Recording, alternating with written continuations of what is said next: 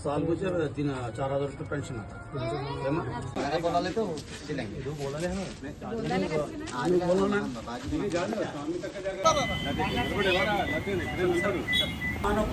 मेहरबानी पर डालो हमने साथ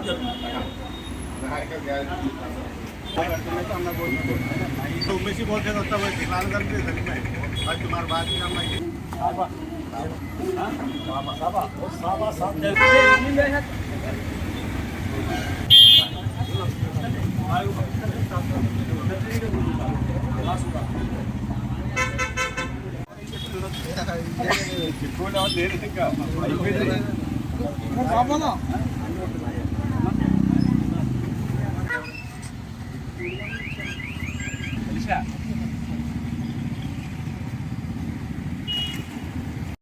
మీడియా మిత్రులకు నమస్కారం.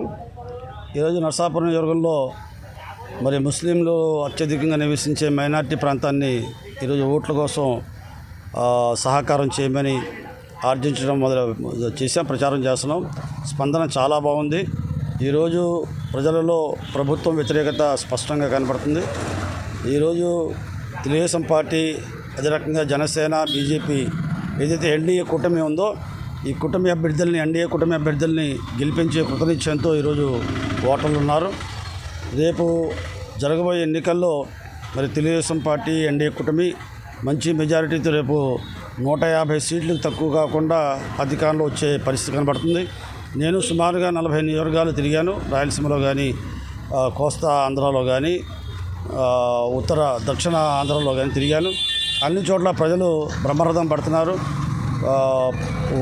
ఈ ప్రభుత్వం ఎప్పుడు పోద్దా, మళ్ళీ మంచి ప్రభుత్వం రావాలి, మా జీవితాలు బాగు చేసే ప్రభుత్వం రావాలి, చంద్రబాబు నాయుడు వస్తేనే బాగుంటుందనే అభిప్రాయంలో జనం ఉన్నారు.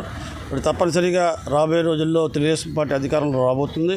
ఏవైతే వాగ్దానాలు చేశారో ఆ వాగ్దానాలు కూడా తూచా తప్పకుండా అమలు చేస్తాం. ఈనాడు నాయకుడు కూడా 20,000 మెజారిటీకి తక్కువ కాకుండా రేపు ఎన్నికల్లో గెలబోతున్నాడు. ఇది వన్ సైడ్ వారు. ఎన్ని కుయుక్తులు పన్నినా, ఎంత ప్రభావం పెట్టినా, డబ్బులు, చీరలు, ఆఖరిగా కాసు బంగారం ఇచ్చినా కూడా వైఎస్ఆర్సీపీ గెలిచే అవకాశం ఈ నియోజకవర్గంలో లేదనే విషయాన్ని ఈరోజు స్పష్టంగా తెలియజేస్తున్నాను. ఈరోజు నాయకుల మీద సానుభూతి ఉంది. యువకుడు, ఉత్సాహవంతుడు, అవగాహన గల వ్యక్తి.